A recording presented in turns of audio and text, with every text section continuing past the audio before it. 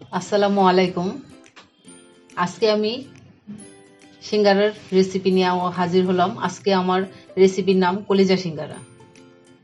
এর জন্য আমি 2 কেজি পরিমাণ ময়দা নিয়েছি, সাথে নিলাম পরিমাণ মতো কালো জিরা এবং দিয়ে দিলাম লবণ। এখন আমি ভালোভাবে মিশিয়ে নেব।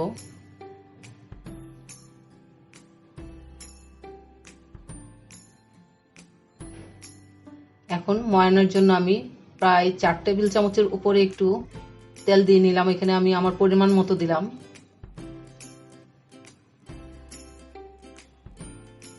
আসলে ময়দাতে তেলটা এভাবে দিতে হবে যে ময়দাটা একটু ভিজা ভিজা হয়। আমি মাখার পর দেখাচ্ছি কেমন হবে। আজকে আমি একটু বেশি পরিমাণে সিঙ্গারা তৈরি করছি। আমার পরিবারের প্রায় অনেকেই সাহায্য করছে আমাকে। এখানে ময়ান দিচ্ছে আমার ছোট ছেলে। দেখেন কেমন ব্রেড ক্রামের মতো হয়েছে।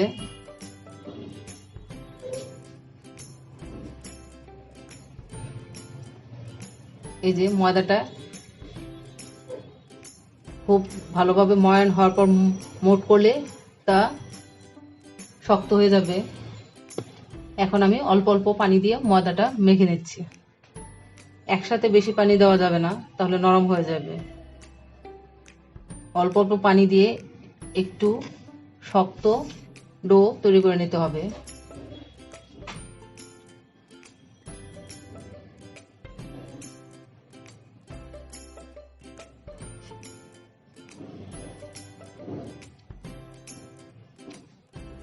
এই যে ডোটা তৈরি করে নিলাম। এখন আমি 1 ঘন্টা রেস্টে রেখে দেব। এখন আমি সিঙ্গারার পুরটা তৈরি করে দেখাচ্ছি। এর জন্য আমি 2 কাপ পরিমাণ তেলে 4টা বড় সাইজের পেঁয়াজ দিয়ে নিয়েছি। এখানে আমি পেঁয়াজটা বেরেস্তা করে ভাজবো না। আর দিলাম 3টা তেজপাতা। পরিমাণ মতো পানি, কারণ পানি না দিলে মশলাগুলো পুড়ে যাবে।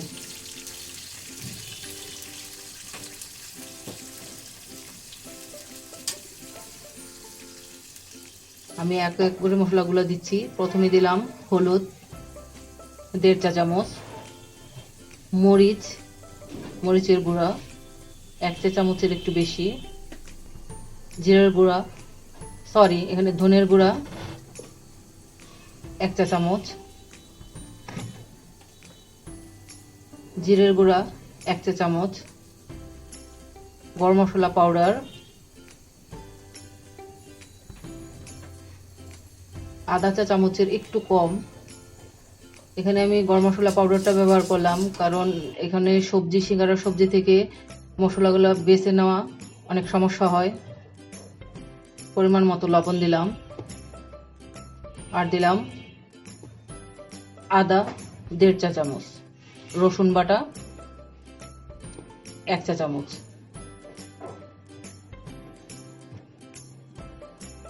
এখন আমি মশলাগুলো ভালোভাবে কষিয়ে নেব। তেল বেরিয়ে আসলে আমি এতে দিয়ে দেব 500 গ্রাম কলিজা। আমি ছোট করে কেটে নিয়েছি।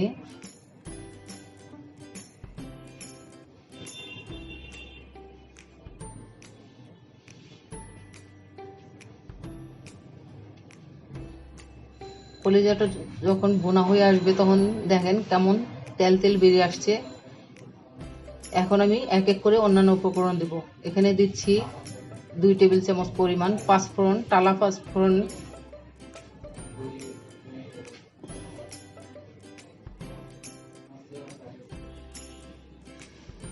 দিলাম 1.5 কাপ পরিমাণ ভাজা বাদাম,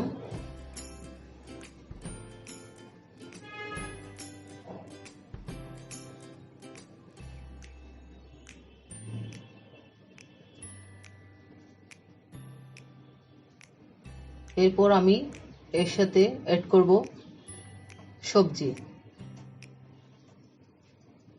আমার কাছে ছিল ফুলকপি, বাঁধাকপি, আলু, শিম, গাজর। আপনারা আপনাদের ইচ্ছা মতো সবজি দিয়েও করতে পারেন, অথবা কলিজার সাথে শুধু আলু দিয়েও সিঙ্গারাটা করতে পারেন।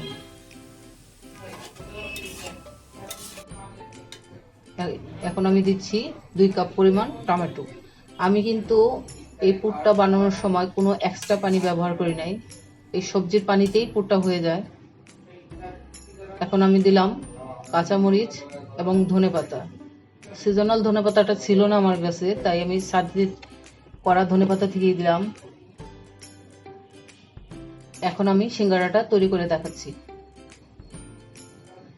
আমি 1 ঘন্টা রেস্টে রাখার পর ময়দাটা ভালোভাবে মেখে নিয়েছিলাম। এটাও অবশ্য বাদ পড়েছে এডিটিং এর সময় হয়তো। এই যে দেখেন, আমি একটা সিঙ্গারা করে দেখাচ্ছি। একটু লম্বা করে বেলে মাঝখানে ছুরি দিয়ে কাটতে হবে। সিঙ্গারার অনেকগুলো বাজ আছে, আমি একটা সহজ বাজ করে দেখালাম যাতে আপনারা সহজেই তা বানাতে পারেন। সিঙ্গারার পুরটা তৈরি করার সময় খেয়াল রাখবেন যে যাতে একটু শুকনা শুকনা ধরনের হয়, পানি থাকলে সিঙ্গারাটা নরম হয়ে যাবে। এখন ভাজার পালা। দেখেন, আমি তেলটা আগে চেক করে নিলাম। হাই হিটে কখনো সিঙ্গারা ভাজবেন না, এতে সিঙ্গারা পুড়ে যাবে, ভিতরেও কাঁচা থেকে যাবে এবং গায়ে অনেকটা ফুসকুড়ি পড়ে যাবে। এরকম হালকা গরম তেলে সিঙ্গারাগুলো আস্তে আস্তে ভেজে নিতে হবে। সিঙ্গারা ভাজার সময় তাড়াহুড়া করা যাবে না, অনেকটা সময় নিয়ে সিঙ্গারা ভাজতে হয়।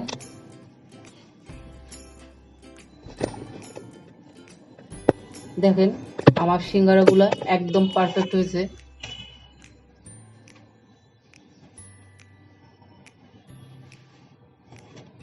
আমি এই সিঙ্গারাগুলা আজকে অনেকটা বেশি পরিমাণে করেছি, কিছুটা ফ্রিজ আপ করব আর কিছু বাচ্চাদের পার্টির জন্য। ফ্রিজ আপ করার নিয়মটা আমি বলে দিচ্ছি, যে ট্রেতে বিছিয়ে ডিপ ফ্রিজে রাখবেন। যখন একটু শক্ত হয়ে আসবে আপনাদের ইচ্ছা মতো প্যাকেট করে রাখবেন। যদি আমার রেসিপিটি ভালো লাগে অবশ্যই লাইক দিবেন, শেয়ার করবেন, সাবস্ক্রাইব করতে ভুলবেন না।